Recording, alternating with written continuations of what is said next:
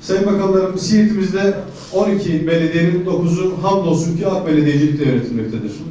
Elbette ki bizim de bir takım ihtiyaçlarımız, toplumdan gelen beklentiler var. Bakanlar, belediye başkanlarımızın çalışmaları var. Sizlerin de bu konudaki desteklerinizin sürmesiyle birlikte inşallah AK belediyeciliği ilimizde, belediyelerimizde devam ettireceğimizi burada bir kez daha ifade etmek istiyorum.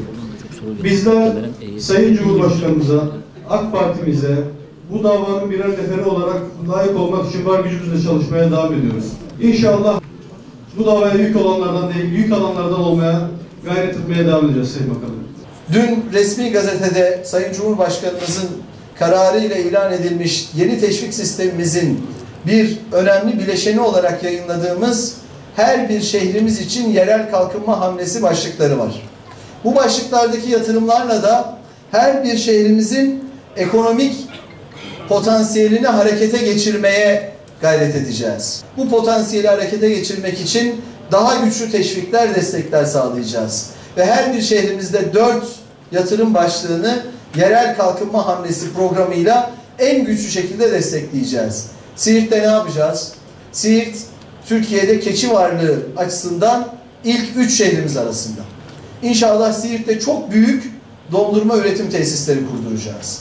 Siirt'te meyan kökü zenginliğimiz var. Meyan kökü gıda sanayi için, içecek sanayi için, ecza sanayi için önemli bir bileşen.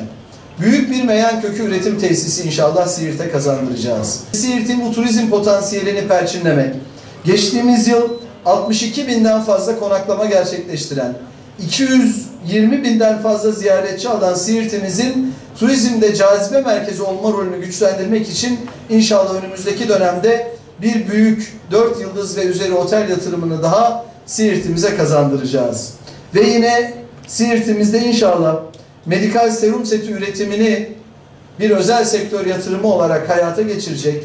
Böylelikle bu başlıklarla Siirt'in kalkınma yolculuğuna daha güçlü katılmasını sağlayacağız. Bu 4 başlıktaki yatırımlara, Siirt'te gerçekleşecek yatırımların her birine 240 milyon liraya kadar finansman desteği sağlayacağız. Yatırımın yarısı kadar vergi indirimi sağlayacağız. Bütün bunlar Siirt'te doğan gençlerin Siirt'te doyması, Siirt'te evlenmesi, Siirt'te hayata devam etmesi için. Amacımız tabii gençlerin spor yapması, gençlerin üretmesi, gençlerin kötü alışkanlıklardan uzak durması bizim için çok çok önemli. Bugün özellikle de çalışan, üreten gençler bizim için çok çok önemli. Terörsüz Türkiye çok çok önemli. Terörsüz Türkiye'nin mimarı Sayın Cumhurbaşkanımıza teşekkür ediyoruz. Gerçekten bölge için, bölgenin gelişmesi için, gençlerin bu bölgede sporla, kültürle, sanatla bir araya gelmek için çok çok önemli bir husus. Süreç başladı, devam ediyor. Kararlılıkla devam ediyor. Burada hepimize görev düşüyor.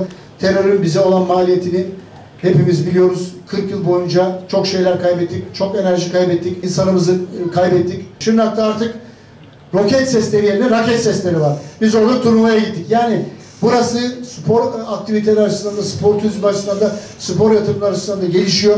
Biz artık terörü istemiyoruz. Bölgenin kalkınmasını istiyoruz. Güçlü Türkiye istiyoruz. Bölgemizin güçlü olmasını istiyoruz.